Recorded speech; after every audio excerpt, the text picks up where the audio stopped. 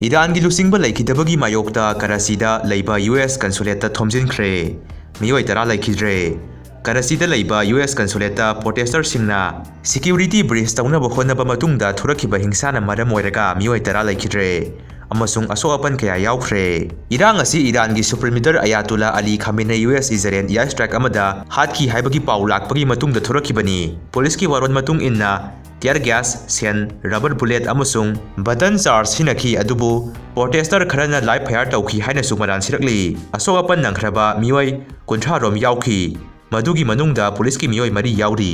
Surasanpurdagi Imphal da laklamba Anthony CM Khemsanga Unakhre Surasanpurda amuk hankhraga IDP singa Anthony ga warisu sanakhre Mars tha phawbugi manungda pasoi asida koilas tha da balambi amada laheloi MLA Sapam Kunjakesor Keba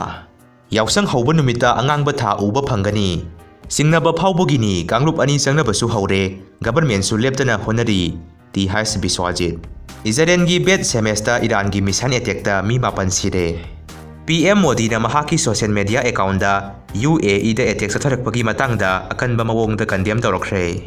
Laibak humphumari ga mari phagana basemba parliamentary group singi marakta India Nordics Parliamentary Friendship Group ki member oinaba Manipur gi iningthau Maharaja Sanajawba Leisemba PM Rajya Sabha bu Lok Sabha gi Speaker Om Birlana nominate tawrakre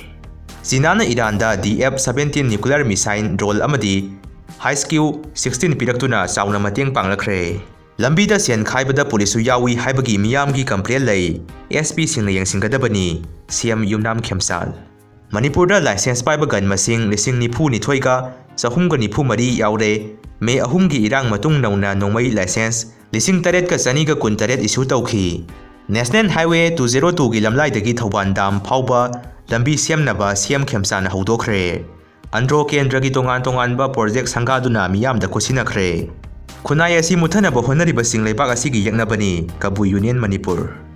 Bungjagin Bante Leikhidabana Leingak Pakthok Chauthokpada Thinthabani athubada Leingak Pakthok Chauthoktuna portfolio yenthoklagani Deputy CM Losi Dikho Masa Turenda Langtharaga Sijanaba honaramba mama kalhore angang thiba khangdri drug lalonbada senabagi Fazur Rahim social boycott tawre mikhan thengnaba yaroi KCP BWG